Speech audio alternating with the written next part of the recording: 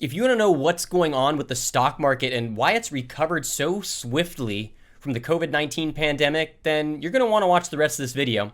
I'm your host, Stephen Rochal, along with my co-host, Chris Carter, and this is the Smart Money Show. Welcome back, and thanks for tuning in to another episode of the Smart Money Show. I'm your host, Stephen Rochal, and today we're going to be talking about what's been going on with the stock market and why it's recovered rather swiftly from COVID-19. I mean, right, the numbers we keep seeing about the economy, they aren't really so great, and it's not like COVID-19 is a thing of the past. It's definitely still here to stay. So, Chris, let me throw that over to you. I mean, what do you think was the initial reason why we saw such a big drop, and just what's going on right now? Yeah, Stephen, whenever the stock market drops as much as it did through the end of February into March, it's because of uncertainty.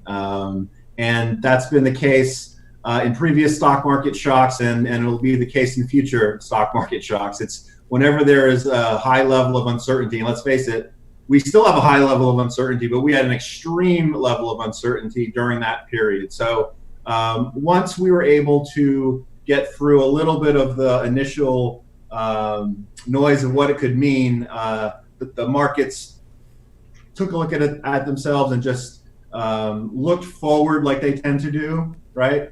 And have stabilized quite a bit. Yeah, that's a big difference for, different sized companies. So a large company or even like a smaller, medium-sized company, but not a mom and pop's restaurant down the street, right? Bigger companies and asset values tend to look forward, and they can look forward quite a bit. Whereas the restaurant and the shops down the street that we love and want to support, they need that cash flow today. So a little bit of a different situation for them. Now, outside of the uncertainty, which, okay, I guess we could see the light at the end of the tunnel, but we're in the tunnel still. Well, I mean, what else is there? It's not just that we feel a little bit more confident today. What else is going on, Chris? Yeah, well, one of the big reasons that the market has stabilized and recovered as much as it has is because of the Fed, because of the government intervention in the markets.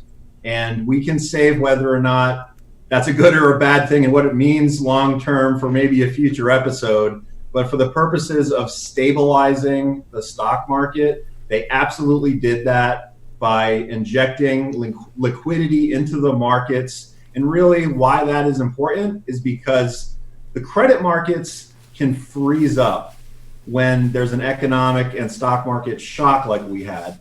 And that can be extremely detrimental to the companies, to their stock price, and to the economy. The Fed stepped in with a very aggressive bond purchasing program and other stimulus that has done really a great job of providing that stability.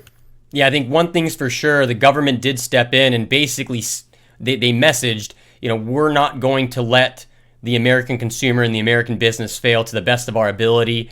And again, I think we're going to have to go into that in more detail in a future episode, but clearly it's had an impact. And then there's also, look, we've got these low interest rates. That's helped everything from, large companies that are healthy. They've been able to refinance a lot of their debt and put out some bond issues, and they've done really well. Let's face it, the companies that were already unhealthy going into this, they haven't fared so well. We've heard the stories about bankruptcies and reorganizations, and it's really not that much of a surprise, although it's not nice news. And I mean, let me ask you this too, Chris. Do you think, okay, the interest rates have helped folks at home with refinances and their mortgage and, for those that had student loan debt, of course. But when it comes to the stimulus, do you think that we're going to see a second round of stimulus for individuals? Well, I think the Fed's made it very clear that they have basically everything on the table, and they're willing to do whatever it takes to make sure that this pandemic does not cause further economic damage, and they're able to, stop that bleeding process as much as possible. So, I can't say if they are or they are not, but I certainly would not put it besides them that they would completely not think about it. And I think, like I said, everything is on the table.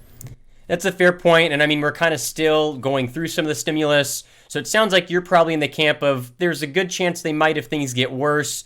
I'm going to take the other point, and I'm going to predict that they're probably not going to step in, at least providing a similar stimulus like the checks that got mailed out to people. I think things probably have improved enough, but we'll have to check back in a future episode and see who's right about that one. We will. Now, look, another thing that's really clear is in times like these, and we saw immense volatility back in February and March, and it's still here.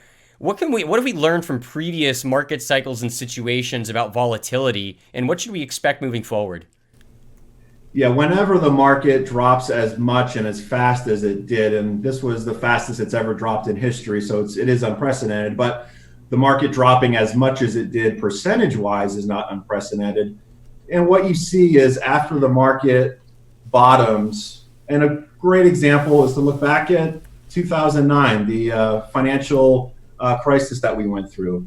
The markets bottomed in March of 09, and for the next 12 months, the market was up 65%, but there were 33 days where the market was up or down 2%, right? So if the Dow's at 25,000, that's a 500-point move up or down, which is very volatile. So history tells us volatility happens in these recoveries, good or up volatility and down volatility. So we have to expect that. We've seen it, and we just have to expect more of it. Yeah, I think it's a fair point. I just shared some of those charts on the screen there that just showed what happened after 2009 into that sustained recovery, as well as all those up and down days. I'm actually going to put up on the screen here real quick the market as of this year. The S&P 500 there back in January, we see the steep decline into late February into March.